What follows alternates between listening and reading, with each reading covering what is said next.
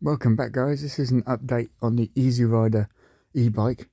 The first thing I'd start off with is probably the frame, and this is how it has started.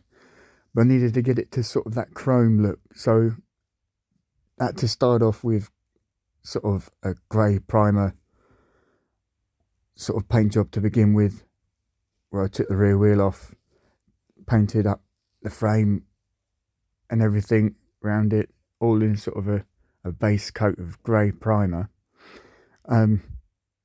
Just to really lay everything down, and then went on to then painting it silver colour to get another layer of paint over what was originally black, to then have the silver as a base coat for then using the chrome paint that I found that I've used to get it that really kind of shiny look to it as was the original bike. So it's gone from being here as the silver colour, and then after this painted it in the chrome paint, which is right here. Which does add a real kind of shine to it. It's really nice. There's a picture with me with my hand next to the sort of the frame. You can really see the reflection of my hand in the paintwork, to really show kind of how reflective it all is. But yeah, it's kept me busy. I've gone from painting it to the grey primer to the silver coat paint, then from the silver then to the chrome. So it's kept me busy for quite a while, just doing the paintwork and getting everything else sorted. So it's been a while since I've kind of done an update, but I've been quite busy with getting everything sorted to where the bike is currently now. But yeah, it is, at the moment it's probably about 90% done, and I've got a fair amount of work put into it at the moment, which I will throughout this video show you how we've been getting on. But yeah, to go from basically the sort of black frame as it was into then the chrome paint that it is now. Next thing was to paint the fuel tank. As I did mention before, I was buying a fuel tank to paint and put on the bike, to match basically the original Easy Rider one. So I started off as a tank, and I thought, well, what I'll do is I'll drill some holes in it to cut the bottom channel out, in order to fit then the electrics inside of the tank. I did think about putting the battery inside the tank, but being the shape it is, it's too difficult to really achieve fitting anything more than just the ECU bits and bobs and stuff into it, because unlike the other bike, I don't have pannier bags to protect it. On here I'm showing you the images of like rubber tubing I've used to protect the wiring, and there's sort of a loose fitting onto the tank. Next is the paintwork. So I did a base layer of white to start with, and then masked everything off to paint then the red sort of stripes down the main body part of it.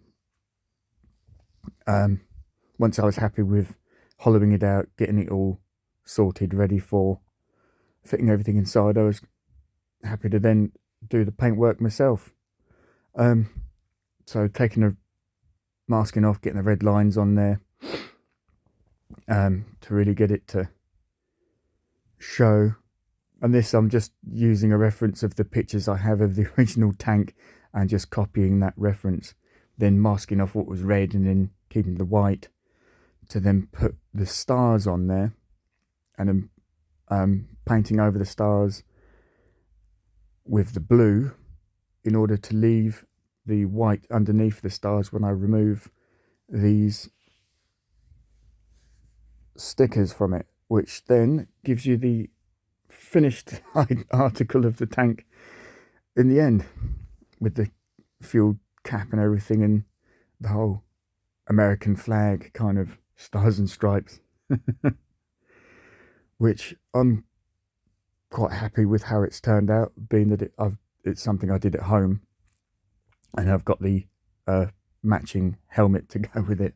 But yeah, going from basically this, cutting it all out, sorting it, to getting it to the painted end piece. The thing with the seat next is, this is what the seat will look like. I've made the frame here to get it kind of then covered. It's not a job that I will do at home. I've taken the seat frame off to somewhere, which is giving me the opportunity for a bit of a road trip, which is great. Next is then sorting out the wiring, getting the headlight together. It's got LED headlights, side light bulb in the front, and we'll have LED bulbs in the rear for the 4 spotlights, and then a LED rear stop and tail light with a number plate that's on there. And everything, getting it all wired up, getting it all ready, putting the electric motor on the rear, painting that in the chrome again, the same.